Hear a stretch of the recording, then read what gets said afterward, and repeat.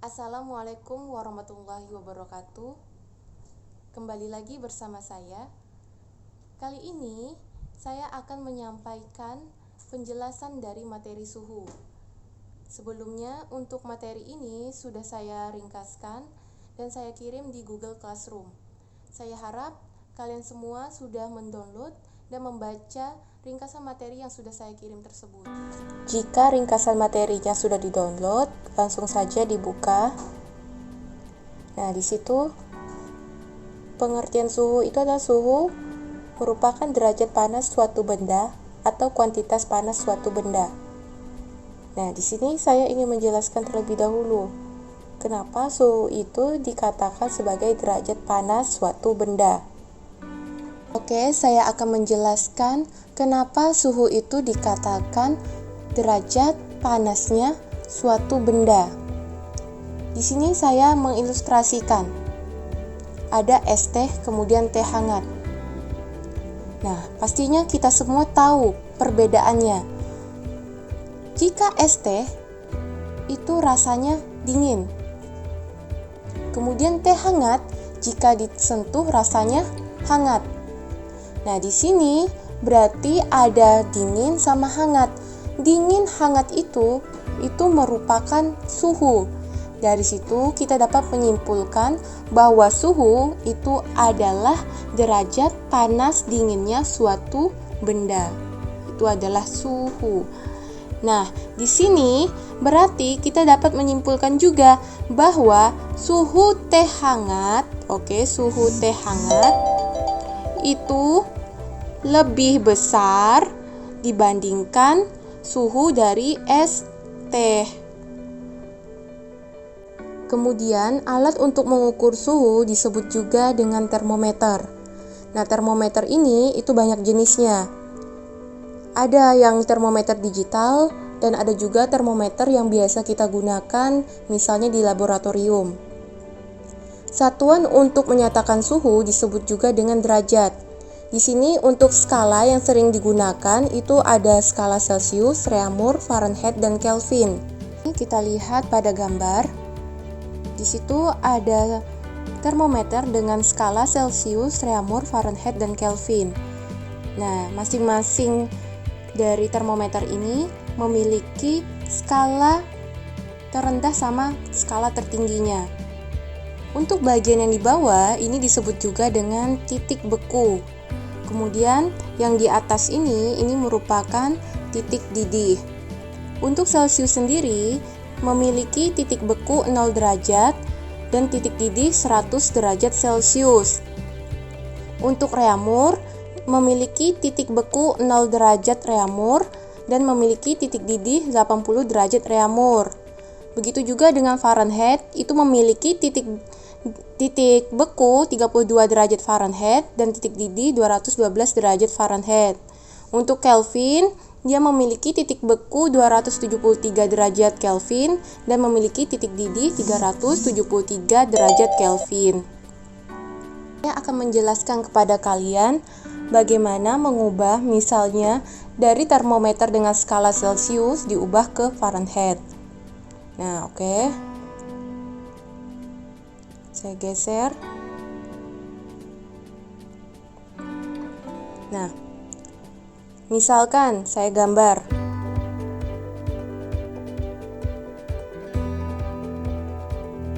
Seperti ini.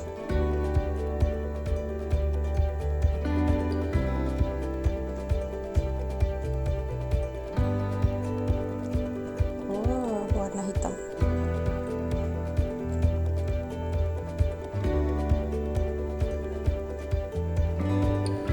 Nah, ibaratkan ini adalah termometernya.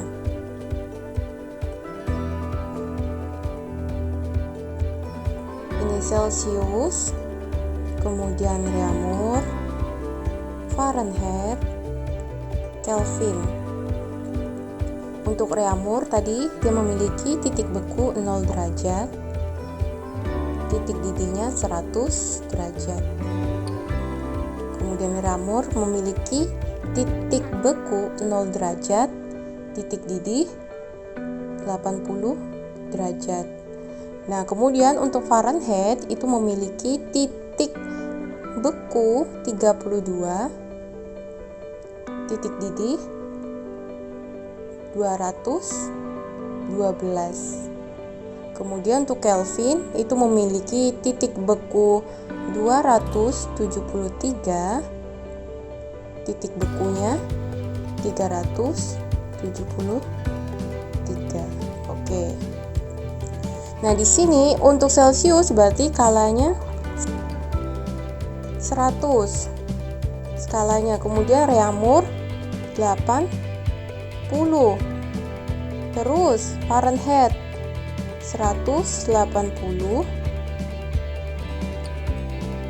Kemudian Kelvin 100. Sehingga kita bisa menemukan perbandingannya itu 5 berbanding 4 berbanding 9. Nah, ini untuk yang skala Celsius, Reaumur, Fahrenheit, dan Kelvin.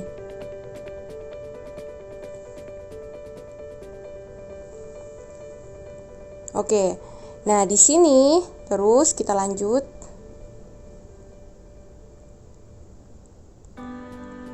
Oke, di sini kita misalkan ada termometer X dan termometer Y. Nah, termometer X itu memiliki titik beku dan titik didih. Nah, di bawahnya itu titik beku, di atasnya titik didih. Begitu juga sama termometer Y, memiliki titik beku dan titik didih. Pada termometer X berarti titik bekunya kita tulis gini, titik beku X kayak gitu untuk memudahkan membedakannya. Kemudian titik didihnya X. Yang termometer Y juga sama, titik bekunya Y, TBY, kemudian untuk titik didihnya TDY. Nah, terus misalnya di termometer X itu dia memiliki suhu, misalnya suhunya kita misalkan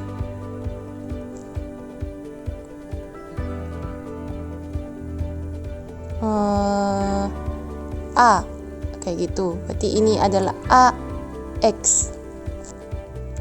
Yang ini yang misalnya ditanya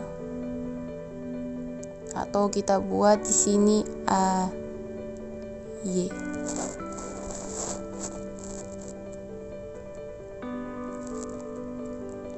Berarti mudah sekali. Jadi dia tinggal AX yang ini dikurangi ini, AX dikurangi TBX, oke, per TDX titik didih termometer X dikurangi titik beku termometer X TBX. Kemudian sama dengan yang ini berarti AY dikurangi TBY per TDY dikurangi TBY. Seperti itu. Nah, mudah sekali ya kan? Mungkin sekian yang dapat saya sampaikan untuk materi kali ini. Jika ada pertanyaan, bisa kalian tuliskan di kolom komentar. Untuk contoh dan pembahasannya akan saya share di video berikutnya. Sekian dari saya. Wassalamualaikum warahmatullahi wabarakatuh.